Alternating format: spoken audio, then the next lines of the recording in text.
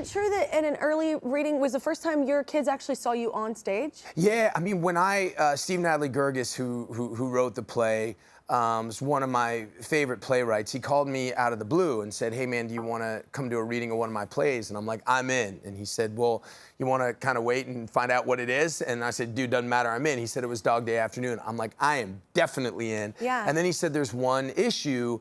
The reading's going to be in this little tiny town up in the mountains in California called Ojai, California. And I'm like, man, that is where I lay my head, dude. That's where I am right now. That's where I've raised my family. What a beautiful place to live. It's beautiful, yeah. And it just coincidentally happened to be up there. So it was the first time my kids ever got to see me on stage, and I got to do it in front of my community, and it was really beautiful, and it felt like it was meant to be. How old are your kids? What are the ages right now? 14, 13, and 11. Did you get that feeling when they see you on stage and you see them afterwards and they look at you kind of like you're Thor? Or, you know what I'm saying? Like that feeling where you're like a little magical. It's the magic of it. A little bit. I'm sure you're magical on stage. I mean, my kids like to. Shut up. No, you're hired I mean, like, with all these jobs because you're really badass at what you do. No, I appreciate that. I did get a little bit, because usually, especially with my boys, it's pretty much like full-on warfare all the time. Where it's a pretty savage family. But even if they don't go into it, just the magic of what you do, and it's kind of cool. For sure. The best part of this whole process for me on Broadway was at opening night. I did get to look out in the audience, and I just saw this one beaming, smiling face among the whole ovation. It was my daughter, you know, clapping and waving to me, and I got to blow her a kiss, and that's with me forever. It's just, You're that's like a it. Superhero then. I love that feeling. Yes.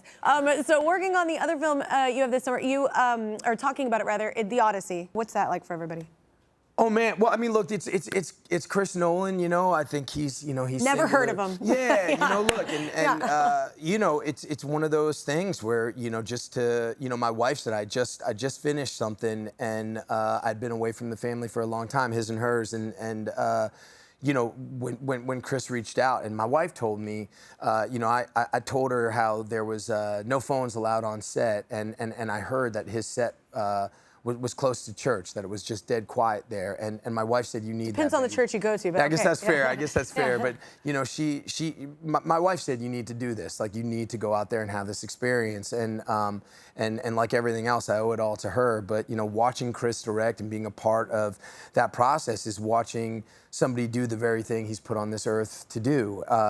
I love being a part of this film. It was just so giant. I think it's gonna just be unlike anything that's ever been made before. And there's a group of guys who got to be the real heart and soul of this movie. You know, Matt's men, Odysseus's men, and I really got to be a part of this group, and you know, they were there for the entire time, and they're really the grunts of the picture, and I like to consider myself one of that group, and I'm really proud that I got to be a part of it. Yeah, you have so many incredible things going on. Congratulations. And also, the most incredible is having that successful partnership with your wife, and she's so supportive, and that's amazing that she's like, you got to go do this, you got to take this opportunity. That's very cool.